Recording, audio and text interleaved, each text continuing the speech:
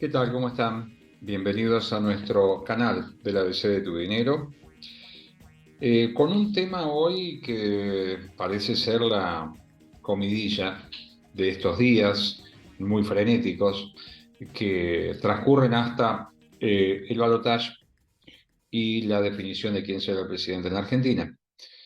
Este tema tiene que ver con una pregunta que se hacen en muchos y que tiene que ver en gran medida también con la multiplicidad de tipos de cambios. La pregunta es, ¿el dólar está regalado o no?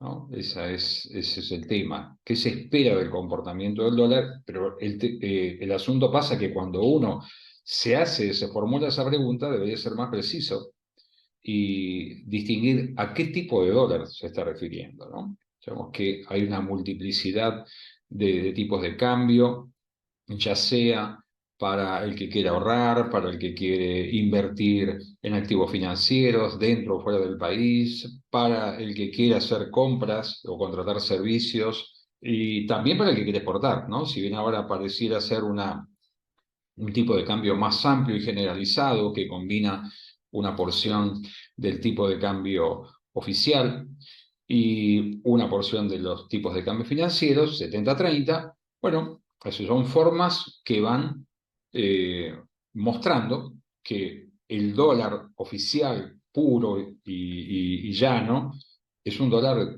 casi inexistente. Y se le empiezan a agregar condimentos, ingredientes, recargos, impuestos, para el que quiere importar también, por supuesto, ¿no? Es decir, no consigue esos dólares literalmente a ese valor. Y nos planteamos esto, ¿no? Y dice, no, el dólar está barato. Y cuando uno piensa eso y lee algunas noticias, me parece que es necesario hacer algunas precisiones que son las que queremos compartir con vos hoy respecto de este asunto.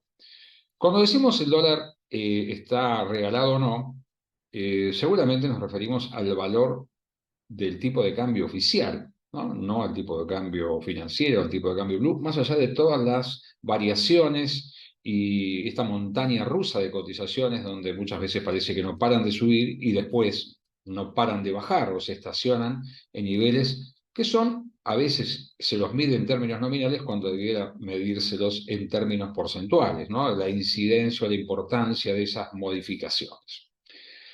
Yo quiero analizar hoy un concepto, aunque sea de una manera muy acotada, que tiene que ver con las proyecciones que se hacen respecto del tipo de cambio. ¿Cuál de ellos? El oficial.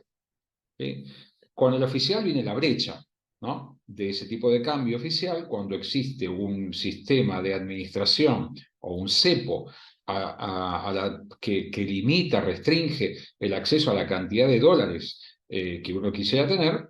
Bueno, se mide también la brecha entre el tipo de cambio oficial y los dólares libres o pseudo libres, si quieres llamarlos así. Entonces, cuando se plantea el tipo de cambio oficial y las posibilidades de devaluación que tienen relación con el mismo, aparece un concepto de dólar futuro. ¿Sí? Seguramente lo habrás escuchado en alguna ocasión.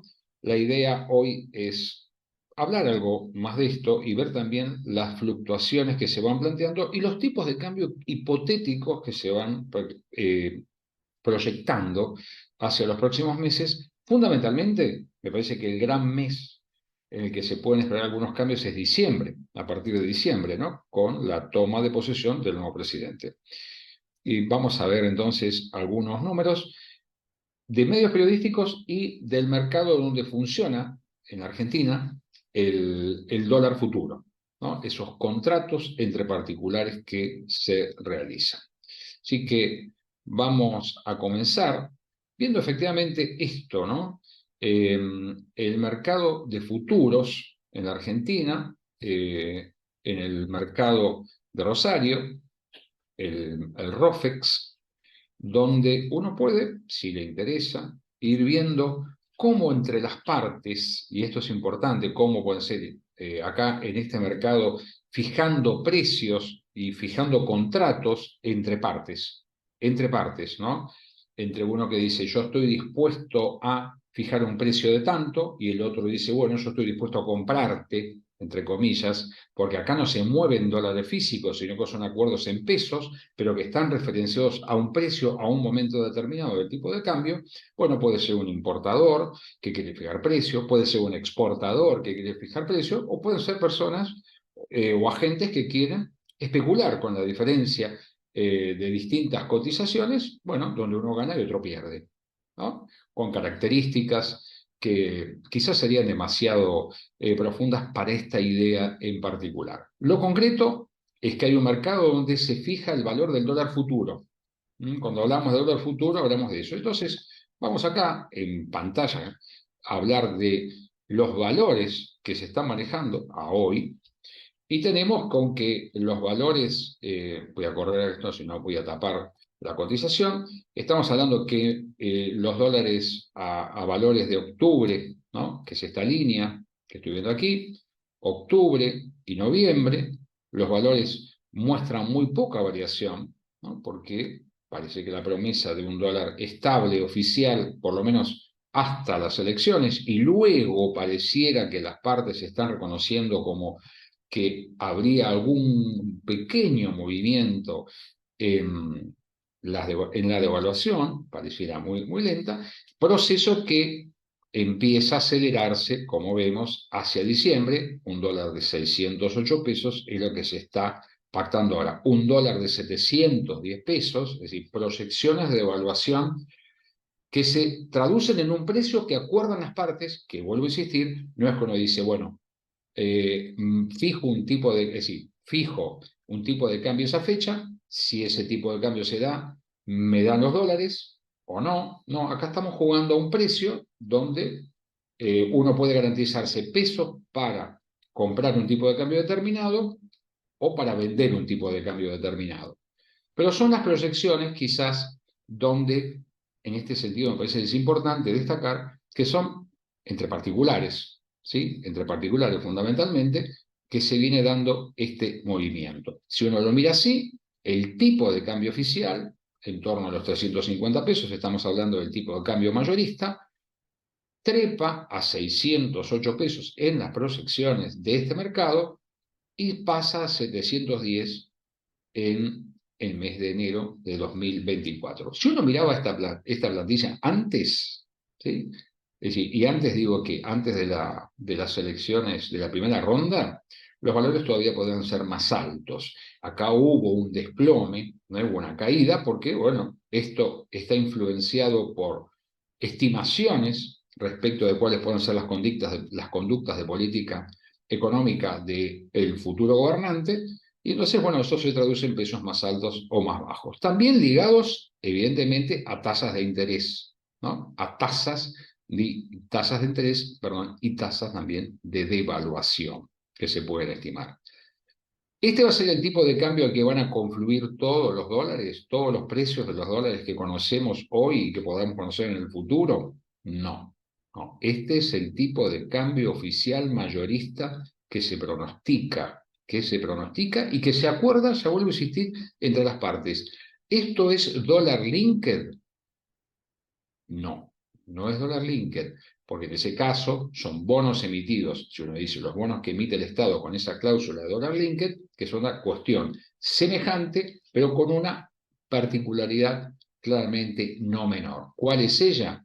Que en este caso es un acuerdo entre particulares y en el otro caso es el Estado el que se compromete a darte a vos la cantidad de pesos en función de la devaluación que tuvo el tipo de cambio oficial. Después vos con esos pesos tenés que ver cómo te las arreglas para conseguir los dólares que vos pretendés. ¿El dólar está barato, regalado, o lo que estamos hablando, si yo estoy posicionado en un tipo de cambio financiero, en un dólar financiero, ese dólar ya tiene contemplada la devaluación? Seguramente la brecha es casi de entre 180 y 200%, ¿sí?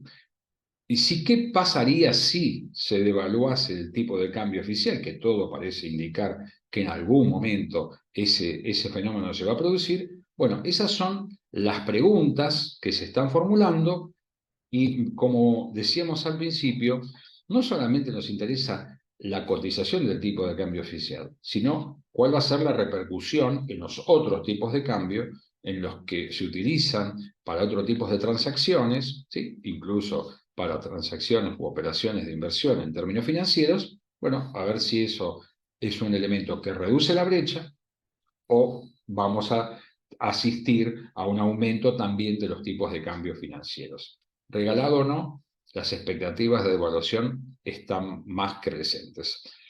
Puntos para analizar, para no enloquecerse, pensar qué significa y pensar que esto también está más allá de lo que pueden ser las estimaciones técnicas, asociado a cuestiones de carácter político, estimaciones que pueden, como decíamos muchas veces, pueden fallar. Así que a guiarse con tranquilidad, a estudiar estas cuestiones y seguramente asistiremos a una devaluación, no sabemos cuándo, todos lo plantean como dijimos ahí, mostramos para diciembre, enero, habrá que ver la magnitud, pero ¿qué pasa con el mercado cambiario? Si habrá un solo mercado cambiario o varios más.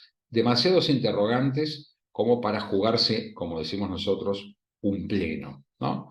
Creo que siempre en el tema de las inversiones y en el tema de las estimaciones que hacemos previos a las inversiones, tenemos que estar tranquilos y pensar en la lógica de la diversificación. Les agradezco como siempre que estén siguiendo nuestro canal, que se suscriban, siempre nos dan una mano enorme con eso, para aumentar la visibilidad de los contenidos de educación financiera. Desde ya, muchísimas gracias.